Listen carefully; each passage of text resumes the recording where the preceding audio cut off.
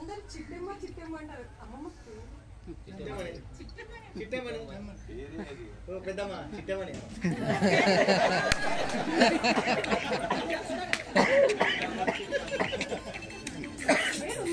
అడిగాను. 94-95 పూర్వ విద్యార్థుల అపూర్వ ఆత్మీయ సమ్మేళనానికి సారథ్యం వహించినటువంటి సత్యపాల్, మరి మా శ్రీదేవి, తర్వాత ఆ బ్యాచ్ యొక్క విద్యార్థులందరికీ కూడా నా యొక్క హృదయపూర్వకమైనటువంటి ఆశీస్సులు అందజేస్తున్నాను. అలాగే మా తోటి ఉపాధ్యాయులు, మరి వాళ్ళ యొక్క అనుభవాలు అన్నీ కూడా చెప్పడం జరిగింది. ఇక్కడ నా గురించి ఏమేమో చెప్పారు. నేను నా యొక్క డ్యూటీ ఏదుందో అదే నిర్వర్తించాను. నేను అంత మించి నేను కానీ మనం చేసే పని మనం సక్రమంగా చేయాలనేటువంటిదే నా యొక్క ఆలోచన. అలాగే చేయడం జరిగింది. అప్పటి నుంచి ఇప్పటి వరకు కూడా అదే discipline. Discipline is the centre of all success. కాబట్టి అది మనం గుర్తుంచుకోవాలి. మన పిల్లలకి అదే అలవాటు చేయాలి, తరతరాలకి అదే అలవాటు చేయాలి, అలాగే నేర్పాలి. చదువు మర్మమేమి, చదువు యొక్క మర్మమేమి? సంస్కార ప్రాప్తి. ధనము మర్మమేమి?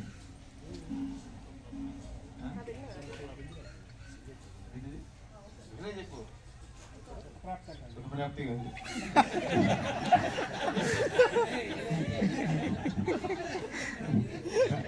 ధనము మర్మమేమి? దానగుణము.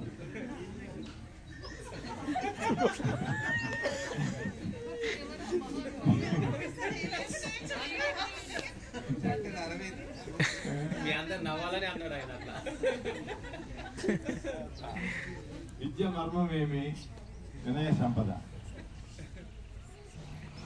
కాబట్టి ఈ లక్షణాలన్నీ కూడా మనకి ఆ పదం గురించి చెప్పాను. నేను స్మైల్ అంటే అర్థం కాదు తెలుసా మీరు? స్మైల్ స్మైల్ స్మైల్ అట్లాంటిది అర్థమేనా? స్మైల్ సంతోషం. అందరు మేధావి కలిసి చెప్పండి నాన్న. Smile means speak more in less energy. It is a beautiful sentence, not a word. తర్వాత మీ అందరికి ఏబిసి చెప్తా అనుకుంటారా? ఏ చెప్పు.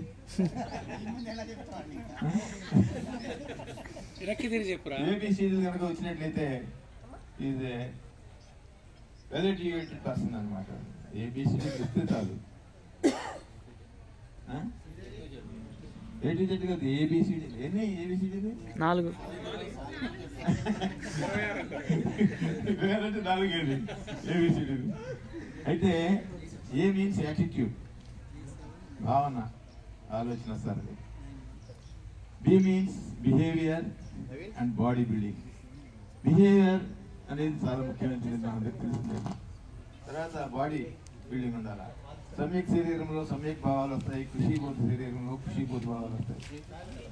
ఇటువంటి వాళ్ళు ఉన్నారు, వాళ్ళు స్ట్రాంగ్ ఉన్నారు, రోబస్ట్ ఉన్నారు, మంచి ఎనర్జెటిక్ ఉన్నారు.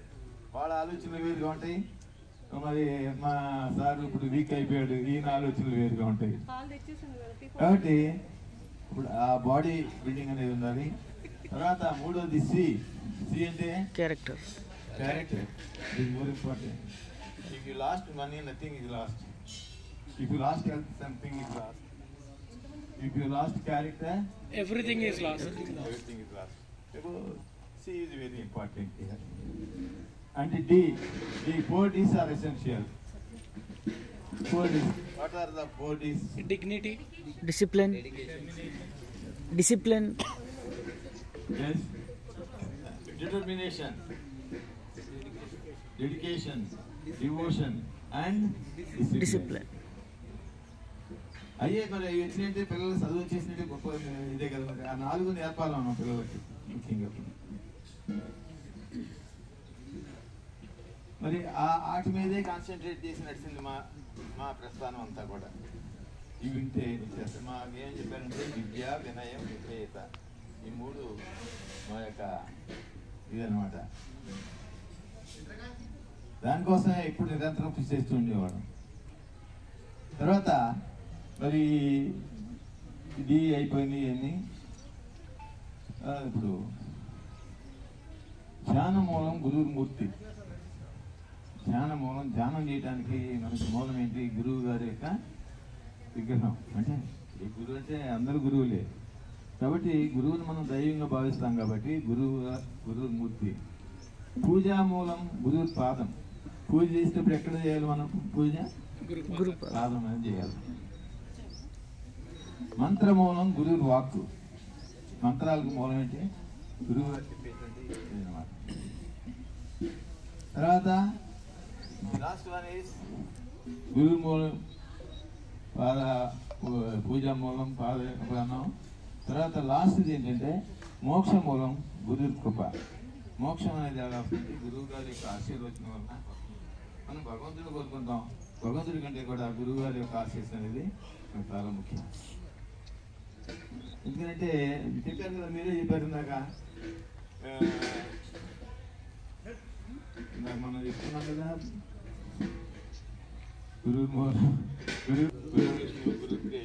గురుదేవో మహేశ్వర, గురు సాక్షాత్ పరబ్రహ్మ, తస్మై శ్రీ గురువే నమః.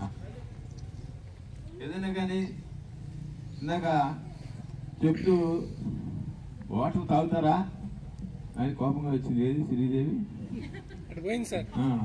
నాకు అర్థం కాదు, వాటర్ ఏంటి, తాగటం ఏంటి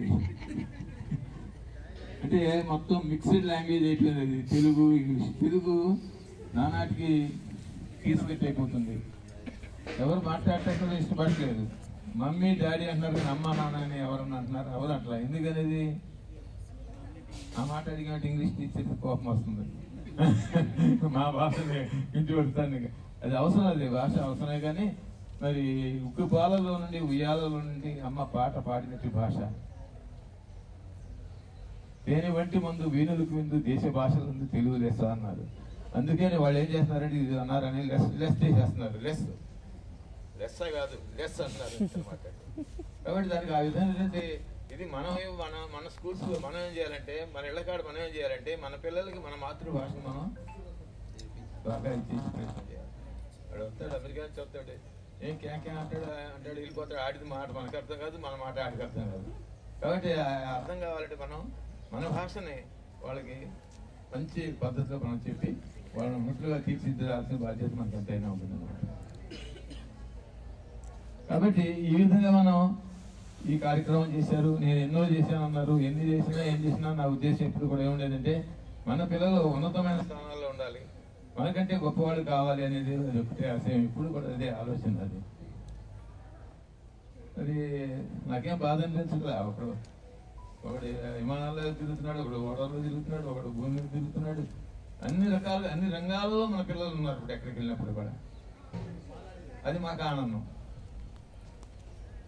ఏంటి పనుల యొక్క ఎదుగుదలను చూసి ఏడ్చేవాడు ఇప్పుడు పెరగడు. ఎందుకంటే వాడు వాళ్ళ గురించే ఆలోచిస్తూ ఉంటాడు కానీ వాడు చేయాల్సిన పనిని మర్చిపోతాడు. అటువంటి అన్నిటికీ పైకి రాడు. అలాగే మనం ఎప్పుడు ప్రశాంతంగా ఉండాలి అని అంటే మనకి 3 లక్షణాలు ఉండాలి. ఒకటి, డోంట్ క్రిటిసైజ్, ఎవరిని కూడా విమర్శించవద్దు.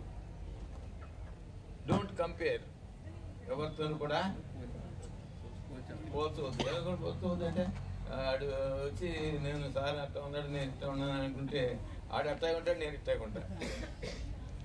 సరేనా? అంతేనా?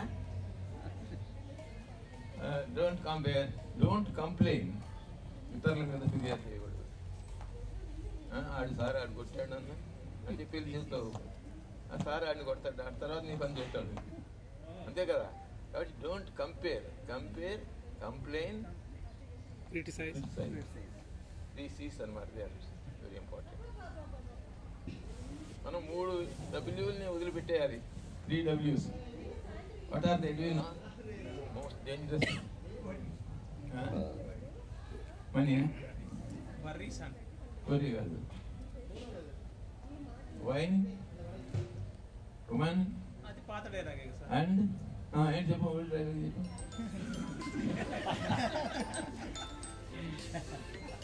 వైన్ అన్నారు, ఉమెన్ అన్నారు. ఏంటి విజ్డమ్. వెళ్తాం నువ్వు పెడతా అంటే కాబట్టి అలా వదిలిపెట్టవలసిన వాటిని వదిలిపెట్టేసేయాలా, అవసరమైన వాటిని మనం వినియోగించుకుంటాం. కాబట్టి ఈ ప్రతి విషయంలో కూడా మీరంతా కూడా చాలా ఆశ్చర్యాలు మాకంటే ఎక్కువగా. మూడో చెప్పలేదు సార్, మూడో డబ్ల్యూ చెప్పలేదు. దాని కోసం వెయిట్ చేస్తున్నాం. థర్డ్ డబ్ల్యూ వెళ్తా వెళ్తా సార్. వెళ్తే మనిషి, మందు, మనీ, షీ అండ్ ఇదనమాట మూడు. కాబట్టి ఆ విధంగా ఇప్పుడు ఇక్కడ ఏంటంటే మూడు డబ్ల్యూలో వైన్, ఉమెన్ అండ్ వెల్త్. అంటే మనకి సోక్రటీస్ ఏం చెప్పారంటే you should not run after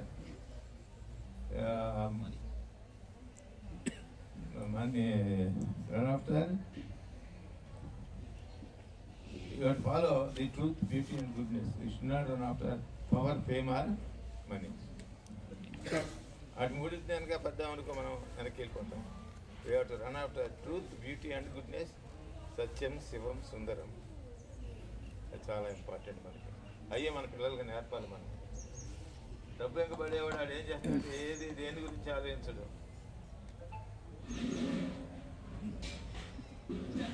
అది గురించి సార్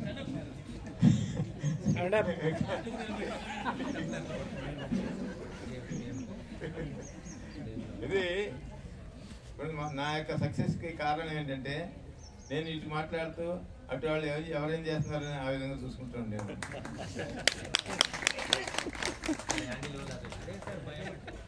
అదేనా ఇప్పుడు కూడా అదే. నేను అట్లాగే ఇలా వాడని చెప్పేవాడిని, అడే లేరా అనేవాడిని. లేరా అనక్కర్లే, అరే నువ్వేం మాట్లాడుతున్నావురా అన్నావు, వాడు వేసేవాడు అప్పుడే. కాన్సన్ట్రేట్ అన్నాడు, కాన్సన్ట్రేట్ ఆన్ స్టూడెంట్స్. అది ఏం చేస్తున్నారు, what are the doing, what you have to do అనేది మనం తీసుకోవాల్సిన అవసరం. ఆ విధంగా చేసుకుంటూ వచ్చాము. ఆ విధంగానే నేను తెలుగు మాస్టర్ని ఎవరినన్నా అపాయింట్ చేసుకోవాలంటే ఒక పద్యం తీసుకొచ్చా, చదవం సార్ అనేవాడు ముందుగా. ఆ పద్యం అయితే నాకు తెలుగు వచ్చేసింది అని చెప్తాను. ఆ పద్యం ఏంటంటే అటజనిగాంచి భూమిసురుడు అంబరసుంబి శిరస్సర చలి పటల ముహుర్ముహుడుత్త ధవంగ మృదంగ నిస్వన స్ఫుటనానుకూల పరిపుల్ల కలాప కలాపి జలములు కటక చరత్కరేణు కరకంపిత సాలము శీత శైలము అన్నాడు ప్రవరాక్షుడు. కాబట్టి మన ఇప్పుడు వాళ్ళ జనరల్గా నీతి అనేటువంటిది మోరల్ వాల్యూస్ లేవు ఎక్కడ కూడా. నీతి లేని వాడిని నిరసించు జగమెల్ల, నీతి గలవానికి ఎన్నటి నెగడు లేదు, నీతి గలవాని నీతియే కాపాడు కుజిని బారి నుండి ప్రసవమే అన్నారు. చెడ్డవాళ్ళ నుంచి అదే కాపాడు, నీతే కాపాడుతుంది మనం. కాబట్టి అటువంటి ఉత్తమోత్తమైనటువంటి లక్షణాలని పిల్లలలో మనం పెంపొందింపజేయాలి. అదే ఆడు 50 మార్కులు తెచ్చుకుంటున్నాడు రా, నువ్వు 100 మార్కులు తెచ్చుకోవాలంటే ఇది కాపీ చెప్తాడు. అది పట్టుకొస్తాడు, ల్యాప్టాప్ చూస్తాడు, దాంట్లో రాసుకుంటాడు, పట్టుకొని తీసేస్తాడు. అలాగే అది కావాల్సింది అనమాట మనకి. మరి స్వచ్ఛమైనటువంటి మరి ఆలోచనలు, సద్భావన, సత్ప్రవర్తన, సత్సంకల్పము ఇవన్నీ కూడా మనలో పెంపొందింపు చేసుకోవాలి. మనం పిల్లలు అలా పెంపొందింపు చేసుకోవడం వల్ల మనకి పిల్లలు బాగుపడతారు, మనం బాగుపడతాం, దేశం బాగుపడతాం.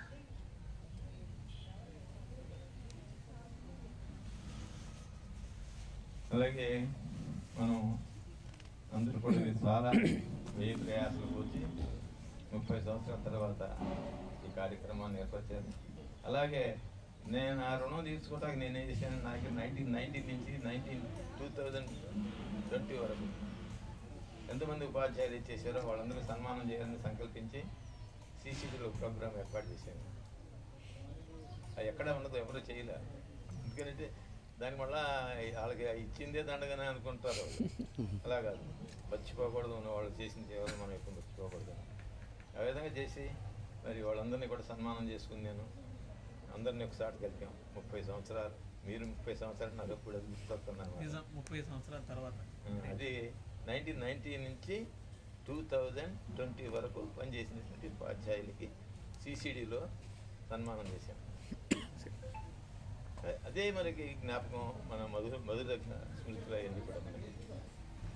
కాబట్టి మీరందరూ కూడా ఇంకా చాలా కాలతీతమైనప్పటికీ మీ అందరూ ఇలాగే సుఖ సంతోషాలతో ఆయుర ఆరోగ్య ఐశ్వర్యాలతో వర్ధిల్లాలని మనసా వాచా కాకుండా కోరుకుంటూ మరి మీ నుంచి సెలవు కోరుకుంటున్నాను. అందరికీ ధన్యవాదాలు.